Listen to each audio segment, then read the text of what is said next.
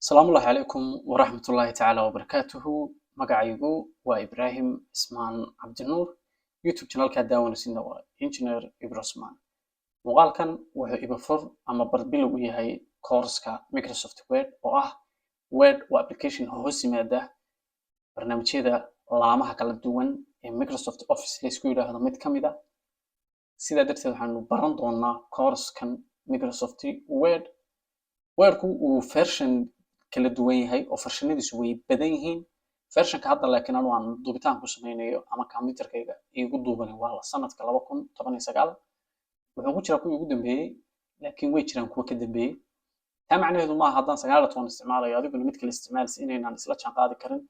Microsoftigu ama Office-ku intiisa badan waa isku wada mid 99% haddaysan 100 ahayn, waayo features yar ama astaamo yaryar ay ku kala duwan yihiin mooyaane qofka isticmaalaya 2010 iyo 2013 16 19 wuxuu waa isku mid. Sidaa darteed haddii aad isticmaalaysid Microsoft Office uu kugu duwan yahay, Word kasta oo kugu duwan waa igala socon kartaa inta ay socoto course-kan. Marka waxaan dhigi doonaa oo idinla socodsiin doonaa anigu macallin Ibrahim Ismaan Cabdinuur barasho wanaagsan. Soo idinku soo dhaweynaya course-ka. Muuqaalkiina koowaad hordhaca waxaan ku raadi doonaa muuqaalka guud ee application-ka sida loo soo kiciyo iyo sida loo sameeyo warqadda koowaad. Sidaa darteed waxaynu soo furaynaa application-keena. Application-keena marka aynu soo furayno waxaa jira button la yiraahdo window key. Window key-ga halkan software ahaan hadda halka taabato aad click siisto wuu kugu soo baxayaa. Aysanaya haddii keyboard-kaaga wuxuu leeyahay button la yiraahdo window key. waxaad taabanaysaa window key kadib waxaad qoraysaa Word markaad qortid waa kan Word-ku uu kugu soo baxayaa. kadib marka Word aad qorto oo halkan ka soo muuqdo waxaad siinaysaa click oo Word-ku sidan ayuu ku soo furmayaa. Anigana waa kan waxaan isticmaalayaa Office 2019. barbilowgeena marka waxaan ka bilaabaynaa interface-ka application-ka oo marka ugu horeeya ee programku soo kaco daaqadan hadda aad arkaysaan ayaa waxaa la yiraahdaa start screen, waana shaashada barbilowga ah. marka darteed waxaan leenahay start screen baynu ka bilownay. Start screen marka waxaa la yiraahdaa shaashada marka ugu horeysa ee qofku Word-ka uu sida u soo furo meesha ugu horeysa la keeno ayaa waxaa la yiraahdaa start screen. halkan waxay nooga muuqdaa warqado kala duwan. waxaan u maleynayaa hadda laba baa ka cad, tan ay ku qoran tahay blank document iyo single spaced oo iyaduna blank ah. inta kale waxaad moodaa in wax ku yara qorqoran yihiin. kuwan iyaga marka maadaama meesha ugu horeysay daaqada ay tahay intaynan ka gudbin application-kan aynaan hore u gelin waa inaan sharaxno. iyagana magac bay leeyihiin oo waxaa la yiraahdaa templates.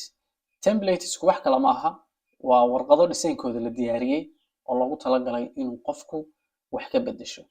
tusaale waxaad rabtaa inaad qorto CV, shirkaddu waxay kugu diyaarisaa warqad aad ku qoran kartid CV-ga. marka haddii kuwa halkan ku jira ay kugu yaraadaan waxaan tegayaa meesha la yiraahdo new markaan idhaahdo hadda hoos haddaan u dego waa arkaysaan aad bay u fara badan yihiin. hadda halkaas oo kale waxaa ku taalla warqadaan doonayna cover letter baa ku taalla. haddaan u baahanahay CV inaan qorto oo kale aan idhaahdo halkaas search-inta aan ku qoro CV aan enter ku dhufto wuxuu ii baarayaa maadaama hadda aanu internet ku xidhanahay kumanaan kun oo warqado oo CV lagu qoran karo. marka warqadan xogtaada adaa ku bedbedelaya laakiin waa warqado la diyaariyay. kuwaasa marka waxaa loo yaqaanaa templates baa loo yaqaanaa. marka haddii aad internet ku xidhan tahay back aan idhaahdo adigu waxaad samaynaysaa kuwo ka badan kuwa xaggan ku jira ayaad heli kartaa. marba shayga aad rabtid waxa aad qoraysid ayaad ciwaankiisa halkan ku qoraysaa. haddaan rabtid sidaasuu marka u shaqeeya. marka haddaan kusoo noqdo Word-ka marka aynu furno daaqada u horeysa wayna keenaya ayaa waxaa la yidhahdaa start screen. designada halkan ka muuqda hadda waa kooban yihiin laakiin marka new aad dhahdid oo macnaheedu yahay warqad cusub baan samaynayaa oo bilaabayaa, laba option baad haystaa. inaad warqad kow ka soo bilowdid oo mid cad oo maran aad bilowdid iyo in designadan templateska koowaad aad ka doorato warqadda aad doonaysid. marka inagu kuwan mar baynu isticmaali doonaa laakiin maanta waxaan rabnaa maadaama programka cusub nahay inaynu dhahno blank document oo ah warqad maran. marka kow baynu ka bilaabaynaa application-keenuna halkan ayuu ka bilaabmaa. wahagaag maadaama hadda aynu soo galnay programkeennii daaqadii ugu horeysay ama warqadii ugu horeysayna aynu bilaabayno. warqadda hadda aynu isticmaalaynaa waa warqad ah blank oo warqad maran. sidaa darteed waxaynu baran doonaa sida loo isticmaalo programka Word. adiga laakiin waxaan kaa doonayaa inaad hadhow erayada aan qoray aad nabad garaysato. waxaynu kasoo bilownay start screen waa meesha marka ugu horeysa ee la furo applicationka uu ku keenayo templates-kuna waa designada kasoo baxaya weerka haddii aan ku laabto waxa weeyaan halkan sare waxaa inoogu jira waxa la yidhahdo home insert and design layout reference review view help way badan yihiin kuwan marka waxaa loo yaqaanaa tabs baa loo yaqaanaa kuwan hadda taabanayo oo dhan layoutka referenceska designka waxaa la yidhaahdaa tabs baa la yidhaahdaa haddaan halkan idinku qoro kana waxaa la yidhaahdaa tabs baa la yidhahdaa tabska waxaa ka mid ah maxay homeka insertiga designka iyo wixii lamid ah waana kuwa xaggan sare ku yaala inagu programka markaynu baranayno kuwan oo dhan mid mid ayaynu u baranaynaa dabcan haddaa feershanno ka duwan kanaan isticmaalaya aragtidna waxaa laga yaabaa WBS-kan iyo Drawgan iyo inaysan kuu soo bixin laakiin programka intiisa ugu badan waa homeka insert design layout reference review iyo view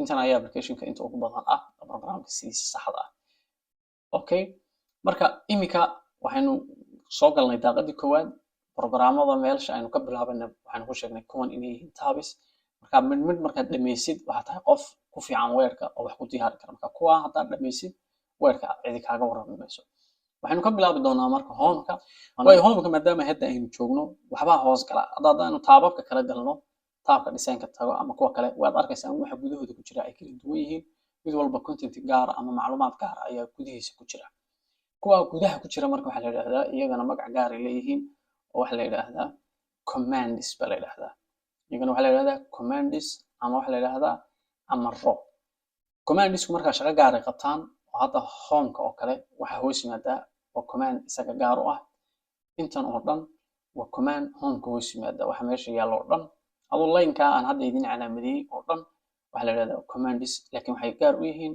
home marka mid walba commandiska hoos yimaada taab kasta waa baran doonaa haddii alla ka dhigo waayo commandiskan waxaa jira meel haysa waana intan areadan dheer ee lugta ah intaas oo dhan waxa xaggaa sare ku yaala oo dhan ba waxaa la yidhahdaa ribbon marka ribbonta waxaa ku yaala taababkii gudahoodana ay kusii jireen commands adiga marka haddii lagu yidhaahdo tab maxaa ka mid ah waxaa odhan kartaa homeka waa tab insertigu waa tab designku waa tab layoutku waa tab waxaan oo dhan waa tab way commands maxaa la yidhahdaa commands waxaa la yidhahdaa marka tab la tago wixii tabka hoos yimaada ayaa waxaa loo yaqaanaa maxay commands loo yaqaanaa haddii la yidhahdo commandska iyo tabka meesha haysana waxaa la yidhahdaa ribbon baa la yidhahdaa waa intan sare oo dhan waxaa la isku yidhahdaa ribbon marka inaad fahantay baan rajaynayaa homeka tabka commandska iyo ribbonka way commandska hadda haddaynu eegno hadda homekan oo kale commandiska hoos yimaada intii isku shaqo ah waxaa loo yaqaanaa command group oo magac gaara ayuu siiyaa hadda commandiskan waa isku group waxaa laga bixiyey clipboard kuwan waa isku group waxaa loo bixiyey font kuwan kale waa isku group commandiskan waxaa loo bixiyey paragraph kuwan waxaa loo bixiyey styles marka adiga waxaa lagaa rabay awal waxaa taqaanay wax laala wixii hoos yimaada tab in la yidhahdo commands haddii laakiin lagu yidhahdo intii isleh ama intii isku meel la geliyey maxaa la yidhahdaa waxaa leedahay commands group baa leedahay ama command groups baa odhan kartaa marba kii ku fudud laakiin commands group ayaa la yidhahdaa okay intaana waa fahnay commands groupka waa intii isku shaqaada kan xad baa u dhexeeya marka xadka laga baxo haddana mid kale xaggaa kasii bilaabmaya haddana mid kale xariijintaa kasii bilaabmaya saas u kala qaybsan yihiin commands groupkuna waxaan ku darayaa marka mana raba casharkeenu inuu intaa kasii bato badhan xaggan sare waxaa inoogu jira la yidhaahdo ribbon display option iyada waxaa loogu talagalay waxaa laga qariyaa ribbonkii hayay tabska iyo commandiska hadda waxaa wada arki karnaa homekii oo ah tabskii iyo waxaynu arki karnaa commandiska hoos yimaaday haddaan rabo inaan qariyo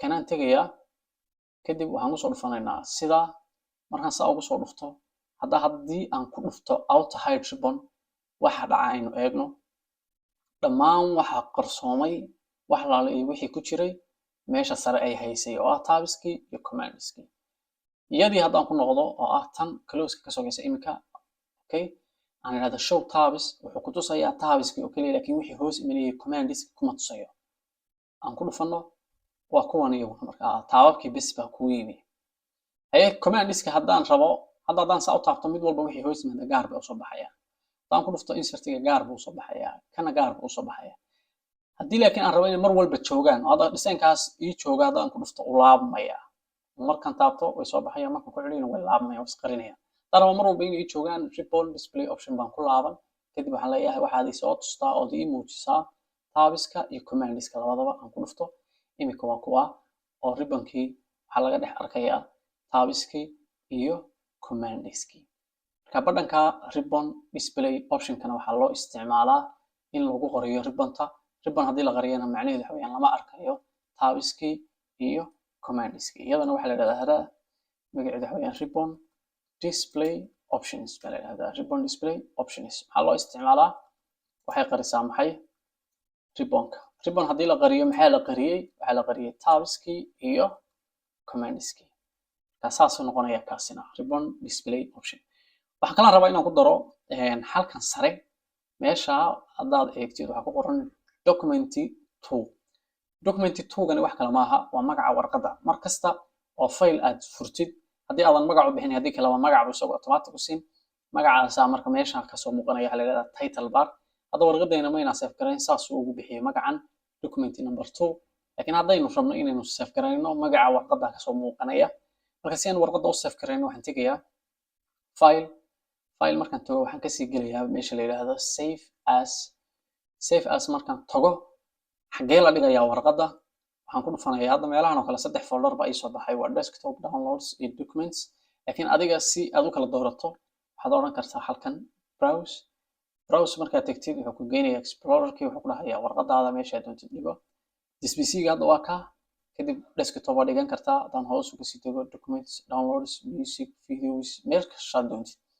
documentska ayaan taabanayaa oo haddaan taabto waxaan u asteeyay in warqadan la ii dhigo folderka documentska. halkan file name-kan waxaan ku qorayaa magaca warqadda aan ula baxayo. wixii ku qoranaa document2gii wuu bixiyay waan iska masaxaya. markaas waxaan odhanayaa xaashida tijaabada ah. kadib waxaan ku dhufanayaa save. hadda xaggii sare haddaad eegtaan title barka waxaa isku soo qortay xaashida tijaabada ah. meeshaasaa marka waxaa la yidhaahdaa title bar oo iyada waxaa la yidhaahdaa waa maxay? waa ciwaanka warqadda ama ciwaanka xaashida waxaa la yidhahdaa title bar.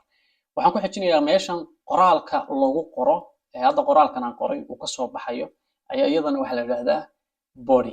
meelshan cad ee markasta aad weerka soo furto, markii ugu horreysay aynu weerka soo furnay haddii ay xasuustaan waxaan new warqad cusub ah. kadib waxaynu dooranay blank document oo xaashi maran. marka meeshan wax lagu qoro ayaa waxaa la yidhaahdaa body waa odhan kartaa. waxaa la yidhahdaa maxay? bodyguna maxaynu ku sheegnay? waa meesha lagu qoro qoraalka, waa caloosha dhexe. okay, waxaan ku darayaa halkan iyadan hoose waxaa inoogu jira waxa la yidhahda zoom controlka hadda waa 100% waxaa laga controlaa soo dhaweynta iyo fogeynta xaashida. haddaan minus ku dhufatid hadda tirada u yaraatay 90% weeye. haddaan plus ku dhufto u badan, marka haddaa plus ku celcelisid warqadaaduna way weynaan. haddii aad yaraysana zoomta minuska la dhacdidna warqadaadu way sii yaraanaysaa. markasta minus ku dhufato way sii yaraan, markasta aad ku dhufatid pluskana way badan. si kale haddii aad intaad taa qabato adoo kiligta haya aad midigta u jeedana way badan, haddii aad adoo haya kiligta bidixda u jeedidna way badan. laakiin mar walba waxaa fiican in warqadani aysan ka yaraan kana badan 100%. iyadana saasaan uga baxnay oo waxaa iyadana la yidhaahdaa zoom control. waxaa la yidhahdaa zoom control baa la yidhahdaa. waxaa laga maamulaa minuska iyo pluska warqadda lagu sameynayo muuqaalkeeda. iyada waxay noogu xiga 3 badhan oo la yidhaahdo read mode, kana waxaa la yidhahdaa print layout, kana waxaa la yidhahdaa web layout. read mode-ka waxaa la doortaa warqadaada markay akhrinaysid. tusaale ahaan qoraal baa qornaa, qoraalka waxaa rabtaa inaad akhridid. hadda waynu qoraynaa soo maaha, marka la akhrinayo marka 3dan kan u sokeeya read mode-ka ayaa lagu dhuftaa. warqadaadi wuxuu u diyaarinayaa sidii warqad aan wax la qorayn oo la akhrinayo oo keliya. marka haddaa rabtid waxaa qortay inaad akhridid waxaad dooranaysaa badhanka la yidhahda read mode. laakiin ka ku xiga isaga waxaa la yidhahdaa print layout. isaga waxaa la doortaa marka aad wax qoraysid. marka adoo raba inaad wax qortid lama rabo inay kuwan kala dooran yihiin. marka read mode isagana waa kaa. marka labadan kan waxaa la doortaa marka wax la akhrinayo, kan waxaa la doortaa marka wax la qorayo. oo hadda markaa joogo printka waxba qori karaa weeyaan macnaheedu. ka u dambeeya isaga waxaa la yidhahdaa web layout. warqadaada wuxuu ka dhigayaa sidii in website lagaga jiro. haddaan saa ugu dhufto waa taas aad buu u dheeraynaya qoraalkii. marka waxaad moodaa sidii in website loogu jiro kale inuu u ekaysiiyey. mar walba adigu aad wax qoraysid waxaa la rabaa inay dooran tahay ka dhexe. saddexdan waxaa loogu talagalay qofka qoraaga ah hadduu rabo inuu arko warqadan dadka akhrisan doonaan si ay u arkayaan tan ku dhufan sidaa uu arko umay dadku u arki weeyaan macnaheedu. print layoutna waxaa laga rabaa qofka qoraaga ah inuu ku kala ogaado warqadan marka la daabaco say kusoo baxaysaa sida ay hadda usoo muuqato bay marka la daabacana u soo baxaysaa hadduu rabo faylka uu qoray ama buugga uu qoray ama documentskaas dii website dadku geliyaan seeba website-ka uga soo baxaysaa tana uga jawaabaysa oo markasta oo saa hadda aad u aragtid unbaa hadhow website-ka ay ku noqonaysa laakiin mar walba adiga hubi weerkaaga aad joogtid marka wax qorisid waa khasab intaa dhexe ay ku dooran tahay iyagana waxaa la yidhahdaa layout view oo meel kalena way kaga jirtaa weerka haddii aan hadda furo taabka la yidhaahdo viewga halkan haddaan soo fogaado waa kan viewska waa kuwan layout view halkana waa laga helaa taabka viewga ayay ku jiraan aniga layout viewgeena saddexdaas aynu ka qaadanay waxaa la kala yidhaahdaa kow midi waa read mode waa kii wax laga akhrinayay marka wax la akhrinaya la doortaa midna waxaa la doortaa print layout waa mar kasta oo wax la qorayo ka u dambeeyana waxaa la yidhaahdaa maxay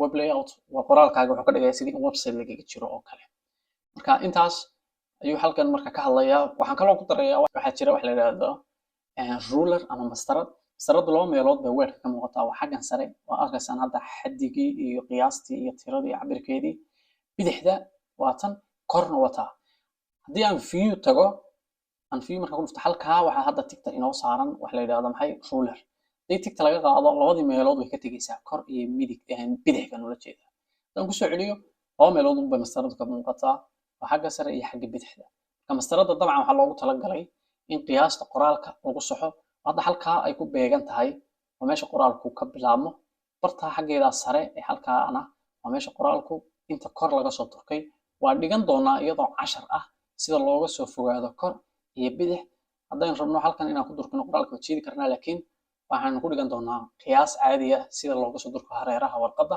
marka mastaraduna waa qiyaastii cabirkii warqaddu meesha ka bilaamaysay kor iyo hoosba marka taasna waxaa la yidhahdaa ruler iyadana waxaynu ku darsanaynaa maxay layoutkeena ayaynu ku darsanaynaa rulerkuna waa maxay waa mastaradda okay waxaan ku darayaa meesha u dambeysay aan kusoo gabagabeynaya casharka waa markaynu tagno meesha la yidhahdo file waxaa soo baxaysa meeshii aynu markii hore kasoo bilaabayna warqadeena halkanna waxaa la yidhahdaa marka backstage viewga isku mid maaha marka ugu horeysa warqadda la soo galaya iyo marka kale hadda weerka markaan soo galo waxyaabaha uu soo muujinayo waxa ka maqan hadda xog badan baa bidixda ka maqan laakiin hadda wax yar haddaan ku tuso markaan tagno file xoga badan buu soo muujinayaa print daabacaadii ina share gareeyo exporti aad bay u fara badan yihiin ilaa more ba xaggan ku jirta marka faylka marka la tago meeshan dambe waa daaha gadaashiisa waa meesha laga maamulo weerka xoga badan baa ku jirta marka la daabacayo